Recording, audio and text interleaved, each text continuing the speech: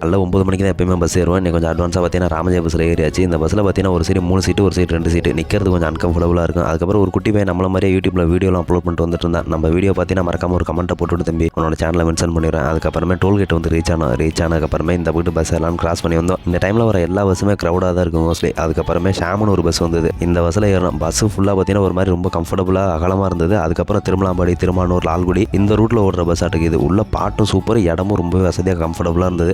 அதுக்கப்புறமே ஒரு வழியாக அப்படி பார்த்தீங்கன்னா கொஞ்ச நேரம் ட்ராவல் பண்ணி வந்து நம்ம சத்திரம் வந்து ரீச் ஆனதுக்கப்புறம் பார்த்தீங்கன்னா ஃப்ரெண்டு ஒருத்தன் வரேன்னு சொல்லியிருந்தான். சரி அவனை வெயிட் பண்ணி கூட்டிகிட்டு போகலாம் அப்படின்னு சத்திரத்தில் பார்த்தா இந்த 8:40 வந்தோம்னா சத்திரம் ஃபுல்லாகவே ஜேஜேன்னு இருக்குது. எல்லா மக்களுமே அப்படியே பரபரப்பாக வேலைக்கு போகிறாங்க. நம்மளும் நின்று கொஞ்ச நேரம் ஜாலியாக வேடிக்கை பார்த்துட்டு இருந்தால் அவனும் வருவான்னு பார்த்தா அவனை அழகான அவனை தவிர பார்த்தீங்கன்னா நம்ம பாப்பா ஹரிணி வைப்பா இருந்தாங்க. அவங்க கிளாஸ் போவாங்களாட்டுக்கு. சரி அவங்களோட 2-3 ஷார்ட்ஸ் எடுத்துட்டு அதுக்கப்புறமே நம்ம அன்பு ரோசனை வந்தார். அவரு கூட சின்னதாக ஒரு டாட்டா போட்டு அங்கேருந்து பார்த்தீங்கன்னா கிளம்பி வேற ஒரு பஸ்ஸில் ஏறணும். எந்த பஸ்ஸில் ஏறினாலும் பார்த்தீங்கன்னா பாடல்கள் பார்த்தீங்கன்னா வேகமாக கூட கும்பலும் இருக்கும், அதே மாதிரி ஃபாஸ்ட்டாகவும் இருக்கும். ஏன்னா இந்த தில்லைநகர் ரூட்டில் போகிற எல்லா ப்ரைவேட் பஸ்ஸுமே பார்த்தீங்கன்னா கலகலன்னு தான் எப்பவுமே போகுது.